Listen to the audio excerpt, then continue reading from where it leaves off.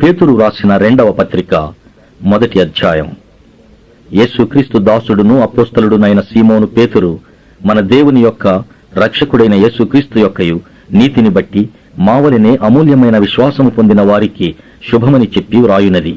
తన మహిమను బట్టియు గుణాతిశయమును బట్టియు మనలను పిలిచిన వాని గూర్చిన అనుభవ జ్ఞానము మూలముగా ఆయన దైవశక్తి జీవమునకును భక్తికిని కావలసిన వాటినన్నిటినీ మనకు దయచేయుచున్నందున దేవుని గూర్చినట్టియు మన ప్రభువైన యేసును గూర్చినట్టియునైన అనుభవ జ్ఞానము వలన మీకు కృపయు సమాధానమును విస్తరించునుగాక. ఆ మహిమ గుణాతిశయములను బట్టి ఆయన మనకు అమూల్యములను అత్యధికములనైన వాగ్దానములను అనుగ్రహించి ఉన్నాడు. దురాశను అనుసరించుట వలన లోకమందున్న భ్రష్టత్వమును ఈ వాగ్దానముల మూలముగా మీరు తప్పించుకుని దేవ స్వభావమునందు పాలివారగునట్లు వాటిని అనుగ్రహించెను. ఆ హేతువు చేతనే మీ మట్టుకు మీరు పూర్ణ జాగ్రత్త గలవారై మీ విశ్వాసమునందు సద్గుణమును, సద్గుణమునందు జ్ఞానమును, జ్ఞానమునందు ఆశానిగ్రహమును, ఆశానిగ్రహమునందు సహనమును, సహనమునందు భక్తిని, భక్తియందు సోదర ప్రేమను, సోదర ప్రేమయందు దయను అమర్చుకొనుడి. ఇవి మీకు కలిగి విస్తరించిన ఎడల అవి మన ప్రభువైన యేసుక్రీస్తును గూర్చిన అనుభవ జ్ఞాన విషయములో మిమ్మను సోమరులైనను నిష్ఫలులైనను కాకుండా చేయును. ఇవి ఎవనికి లేకపోవునో వాడు తన పూర్వ పాపములకు శుద్ధి కలిగిన సంగతి మరచిపోయి గ్రుడ్డివాడును దూరదృష్టి లేనివాడును అగును. అందువలన సోదరులారా, మీ పిలుపును ఏర్పాటును నిశ్చయము చేసుకున్నటకు మరి జాగ్రత్త పడుడి. మీరు ఇట్టి క్రియలు చేయువారైతే ఎప్పుడునూ తొట్టిల్లరు. అలాగున మన ప్రభువును రక్షకుడునైన యేసుక్రీస్తు యొక్క నిత్యరాజ్యములో ప్రవేశము మీకు సమృద్ధిగా అనుగ్రహింపబడును. కాబట్టి మీరు ఈ సంగతులను తెలుసుకుని మీరంగీకరించిన సత్యమందు స్థిరపరచబడి ఉన్నను. వీటిని గూర్చి ఎల్లప్పుడూ మీకు జ్ఞాపకము చేయుటకు సిద్ధముగా ఉన్నాను. మరియు మన ప్రభువైన యేసుక్రీస్తు నాకు సూచించిన ప్రకారము నా గుడారమును త్వరగా విడిచిపెట్టవలసి వచ్చునని ఎరిగి నేను ఈ గుడారములో ఉన్నంతకాలము ఈ సంగతులను జ్ఞాపకము చేసి మిమ్మను రేపుట న్యాయమని ఎంచుకొనుచున్నాను. నేను మృతి పొందిన తరువాత కూడా మీరు నిత్యము వీటిని జ్ఞాపకము చేసుకున్నట్లు జాగ్రత్త చేతును. ఎలయనగా చమత్కారముగా కల్పించిన కథలను అనుసరించి మన ప్రభువైన యేసుక్రీస్తు యొక్క శక్తిని, ఆయన రాకడను మేము మీకు తెలుపలేదు గాని ఆయన మహాత్మ్యమును మేము కనులారా చూచిన వారమై తెలిపితిమి. ఈయన నా ప్రియ కుమారుడు, ఈయన యందు నేను ఆనందించుచున్నాను అను శబ్దము మహాదివ్య మహిమ నుండి ఆయన యుద్ధకు వచ్చినప్పుడు తండ్రి అయిన దేవుని వలన ఘనతయు మహిమయు ఆయన పొందగా మేము ఆ పరిశుద్ధ పర్వతము మీద ఆయనతో కూడా ఉండిన వారమై ఆ శబ్దము ఆకాశము నుండి రాగా వింటిమి. మరియు ఇంతకంటే స్థిరమైన ప్రవచన వాక్యము మనకున్నది. తెల్లవారి వేకువ చుక్క మీ హృదయములలో ఉదయించు వరకు ఆ వాక్యము చీకటి గల చోటున వెలుగిచ్చు దీపమైనట్టున్నది. దాని యందు మీరు లక్ష్యముంచిన ఎడల మీకు మేలు.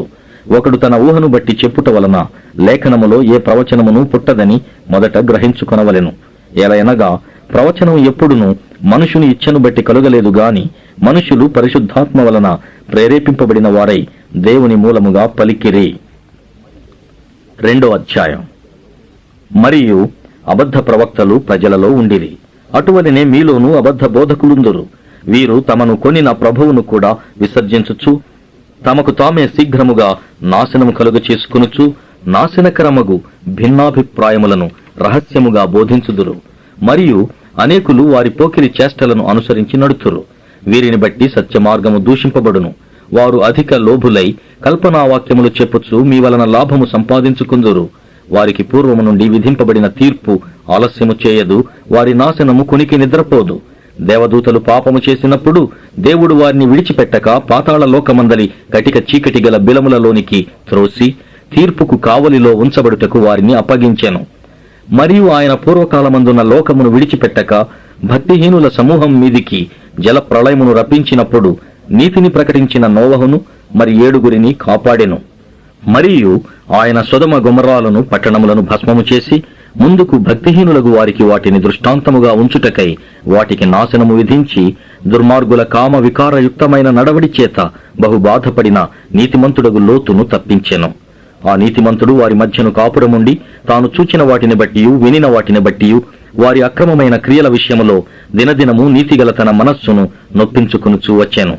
భక్తులను శోధనలో నుండి తప్పించుటకును దుర్నీతిపరులను ముఖ్యముగా మలినమైన దురాశ కలిగి శరీరానుసారముగా నడుచుకొనుచు ప్రభుత్వమును నిరాకరించుచు శిక్షలో ఉంచబడిన వారిని తీర్పు దినము వరకు కావలిలో ఉంచుటకును ప్రభు సమర్థుడు. వీరు తెగువ గలవారును స్వేచ్ఛాపరులునై మహాత్ములను దూషింప వెరువక ఉన్నారు. దేవదూతలు వారికంటే మరి అధికమైన బలమును శక్తియు గలవారైనను ప్రభు ఎదుట వారిని దూషించి వారి మీద నేరము మోపవెరతురు.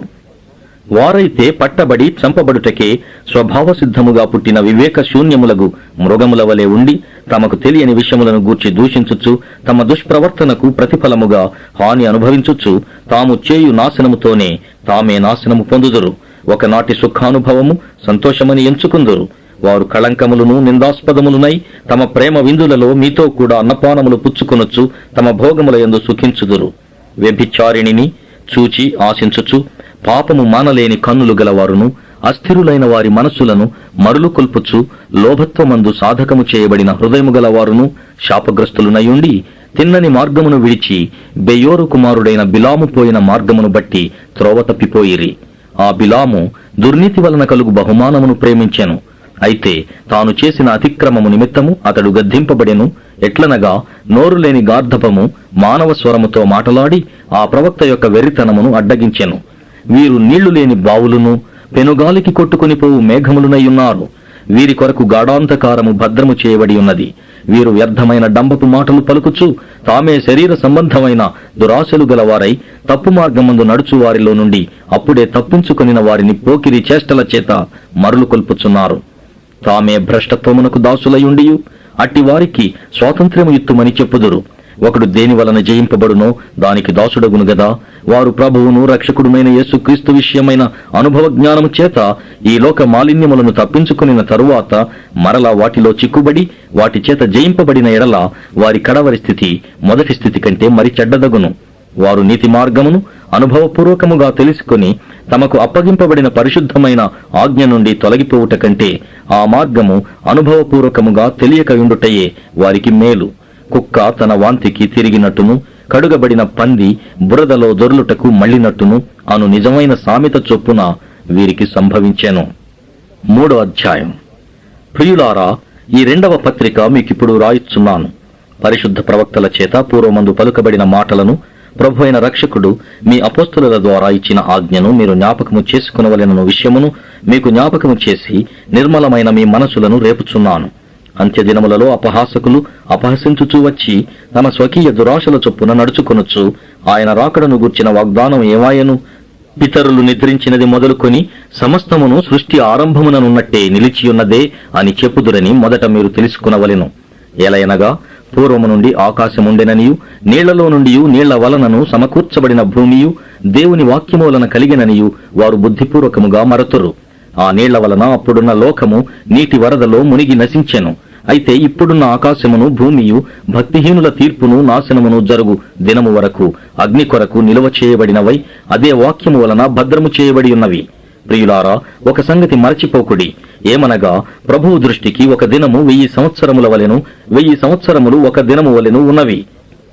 కొందరు ఆలస్యమని ఎంచుకున్నట్లు ప్రభు తన వాగ్దానమును గూర్చి ఆలస్యము చేయువాడు కాడు గాని ఎవడునూ నశింపవలెనని ఇచ్చయింపక అందరూ మారుమనసు పొందవలెనని కోరుచు మీ ఎడల దీర్ఘ శాంతము గలవాడయున్నాడు. అయితే ప్రభు దినము దొంగ వచ్చినట్లు వచ్చును.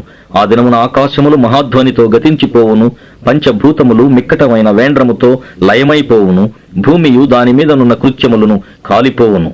ఇవన్నీ ఇట్లు లయమైపోవునవి గనుక ఆకాశములు రవులుకొని లయమైపోవునట్టియు పంచభూతములు మహావేండ్రముతో కరిగిపోవునట్టియు దేవుని దినపు రాకడ కొరకు కనిపెట్టుచు దానిని ఆశతో అపేక్షించుచు మీరు పరిశుద్ధమైన ప్రవర్తనతోనూ భక్తితోనూ ఎంతో జాగ్రత్త గలవారై ఉండవలెను.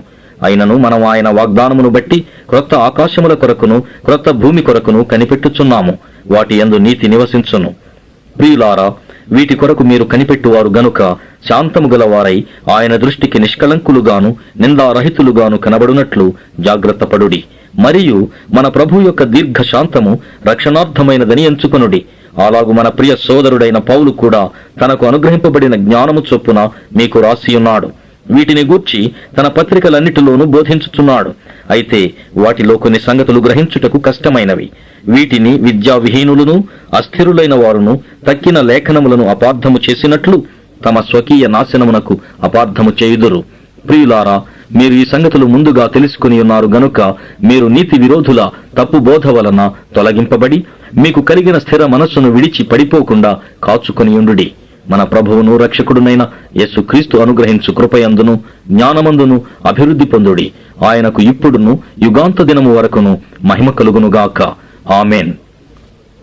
ఇంతటితో 2వ పేతురు పత్రిక పఠనం ముగిసింది.